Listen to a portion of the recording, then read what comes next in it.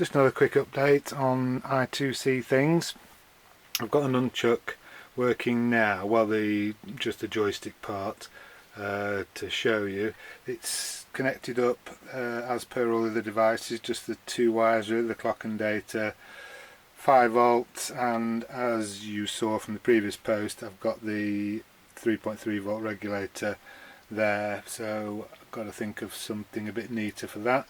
But other than that, this is a Chinese copy of a Beeb Nunchuck, so this one was about £4 I think. Seems to work fine though.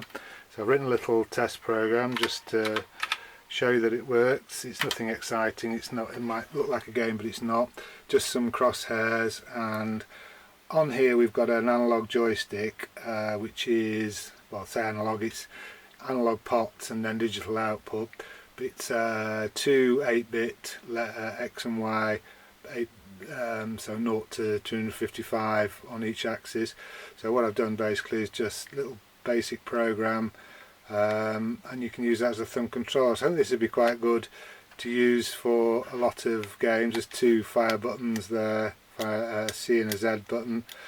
And this basically, yeah, is just using through the two wires, the I2C stuff. So I think the good thing about it, what I find reasonably gratifying, is if I just list the program up, because I spent some time researching I2C and how I2C devices work.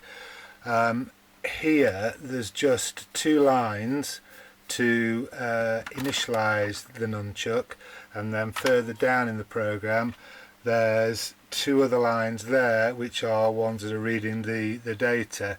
So for me it's quite pleasing that the way I've implemented the commands in ROM, it boils down to quite a simple set of commands to get things like this nunchuck working. So that's just basically initializing it and then pulling out the data bytes with the information on for the accelerometers and the joystick axes. So yeah, all in all quite pleasing. The rest of the program there is just to drive that drive the crosshairs on the TV. So just quickly flash that up again. So I think, yeah, we could interface this to game quite easily, to any game like. I think I might try and hang this on Aviator or maybe even Elite, something like that. Well, then what I want to do next is it's actually got accelerometers, so if you just move the thing sideways, up and down, and even forwards and backwards, you still get that 3-axis joystick effect, but it's based on accelerometers.